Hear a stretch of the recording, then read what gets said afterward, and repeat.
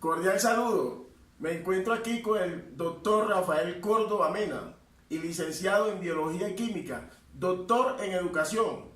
Él es un líder en la educación en la Comuna 9 y en general en la ciudad de Medellín. Le agradezco a él por este espacio que me brinda para que hablemos del tema de legislación educativa.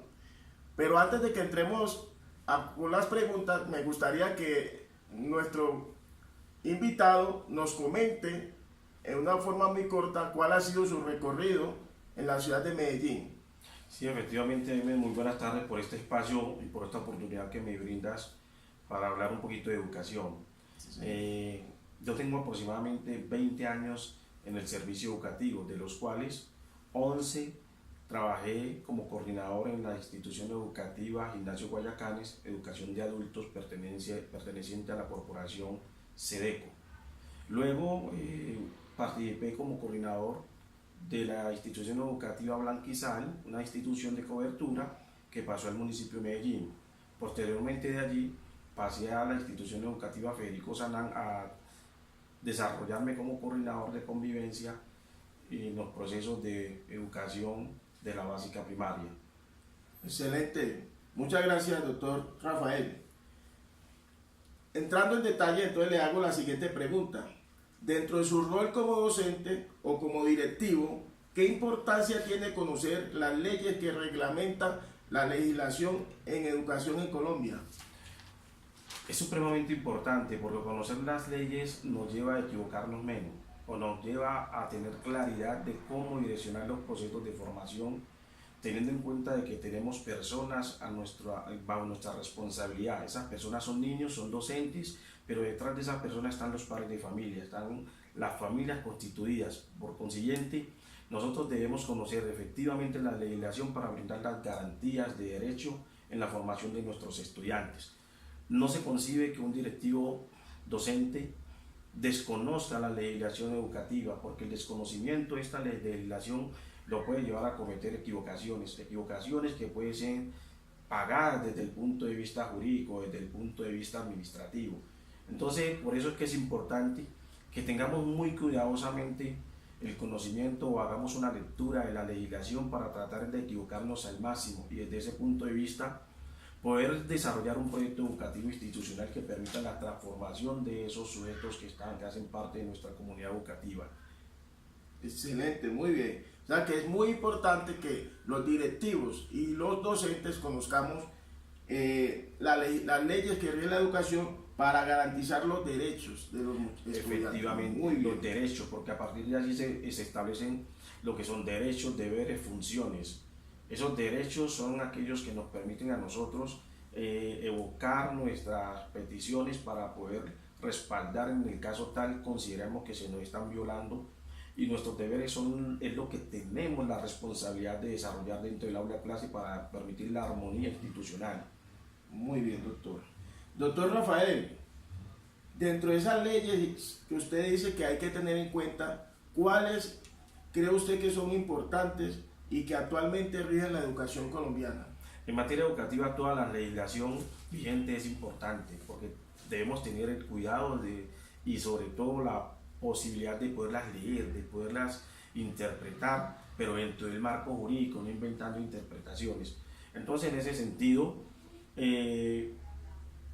aparece lo que es inicialmente como carta de navegación la Constitución Política de Colombia. A partir de allí, entendiendo que Colombia se entiende como un Estado social de derecho, un Estado pluralista, en el cual es importante la formación de la sociedad, entonces surge un modelo de escuela, y ese modelo de escuela obedece a lo que es unas políticas públicas, el desarrollo de esas políticas públicas y esa legislación que se establece para poder transformar esos contextos sociales.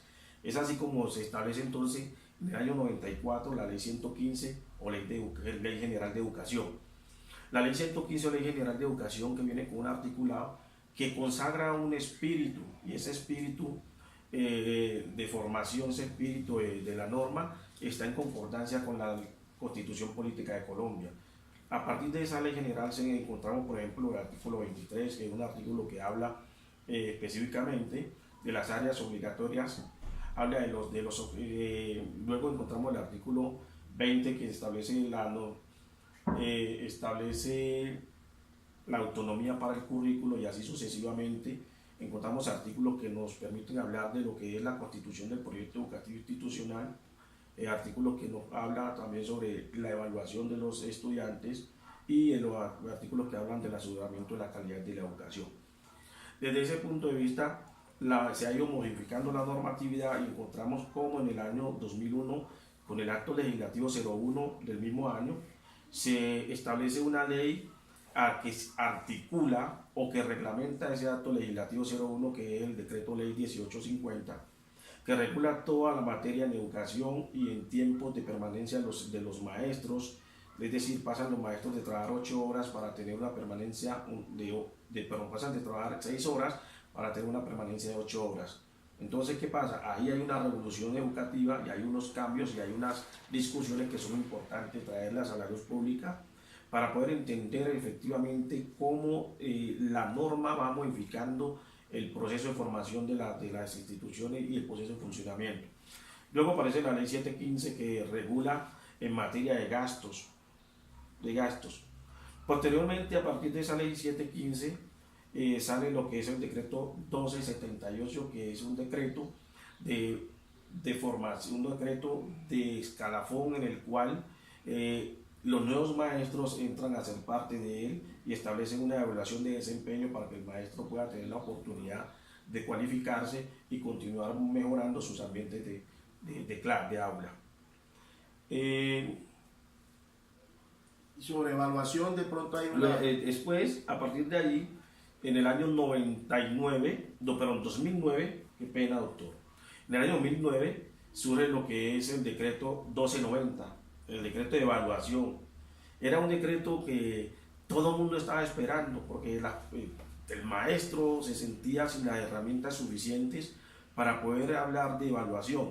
Este decreto modifica el decreto de evaluación llamado 201, ese decreto que permitía la promoción del 100% de los estudiantes. Este decreto efectivamente sigue permitiendo la promoción de todos los estudiantes, pero introduce unos elementos bien interesantes como son la autonomía escolar, como son, por ejemplo, la promoción automática y, por ejemplo, cómo los estudiantes que no alcanzan a desarrollar esas habilidades, alcanzar esas competencias, tienen la oportunidad del año siguiente de poder mejorar esos procesos para poder continuar su movilidad en el grado siguiente.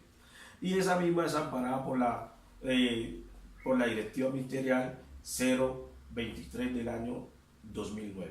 Entonces, todas estas normativas que usted nos acaba de decir están bajo la Ley General de Educación, que es la 115. No.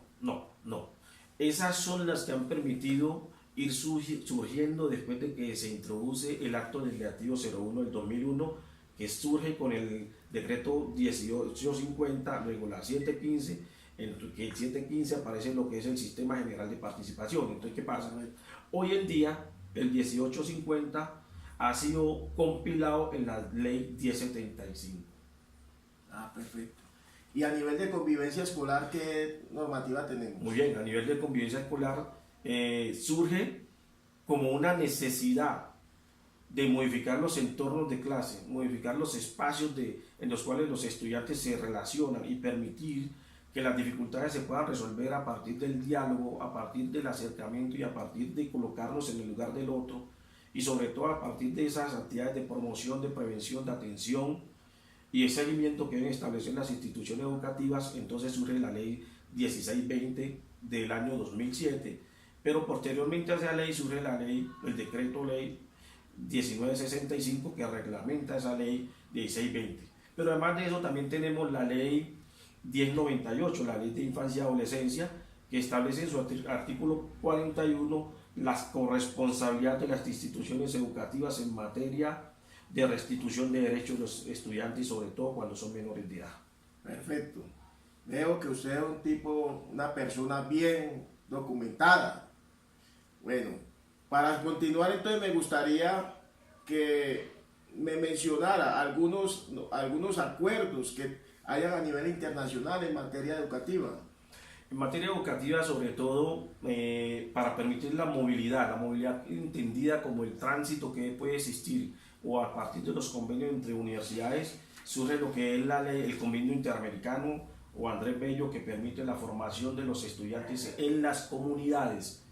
Es decir, si tenemos estudiantes que se están desarrollando en la ciudad de Medellín y se establece un convenio con una universidad, digamos, de Brasil, de México, de Chile, entonces este estudiante por movilidad puede continuar sus estudios en el país con los cuales se tiene un convenio.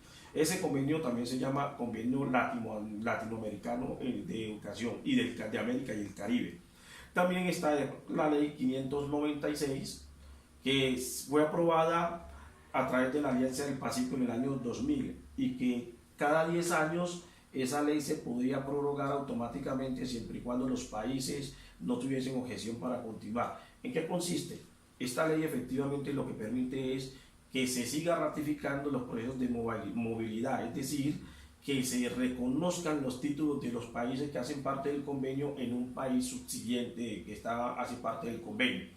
Si miramos en materia educativa, es muy importante porque eso permite que se puedan tener conocimiento en los sistemas educativos de los países que hacen parte del convenio, pero sobre todo es la posibilidad que tenemos de que nuestros estudiantes, de que nuestros profesionales puedan migrar a esos contextos educativos y efectivamente sin ningún tipo de restricciones puedan desarrollar su actividad profesional y desde ese punto de vista aportar al desarrollo económico del país en el cual se estén prestando su servicio como profesionales.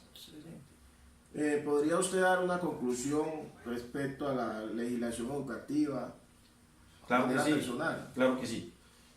A manera personal lo que hago es invitar a los directivos docentes y a los docentes para que lean, para que ojalá formen grupos entre sus pares y hacer un análisis de la legislación y desde ese punto de vista mirar los beneficios y las bondades que tiene la legislación para desarrollar proyectos educativos que nos permitan transformar efectivamente los contextos sociales en los cuales nos estamos desarrollando, sobre todo entendiendo que hoy tenemos una escuela diferente y que tenemos la responsabilidad como directivos de direccionar esa escuela para que esté a la vanguardia, una escuela que responda a las necesidades que la sociedad exige, porque si la escuela no responde a ese nivel de sociedad que se está exigiendo, es una escuela que se queda obsoleta, es una escuela que se vuelve excluyente, una escuela que no se vuelve igualitaria para todos los estudiantes, al contrario, la escuela debe ser inclusiva. Bueno, muchas gracias, damos por terminada la entrevista y le agradezco de nuevo al doctor Rafael por este espacio tan importante que nos ha brindado. Muchas gracias a ti por haberme dado esta oportunidad de compartir este momento contigo.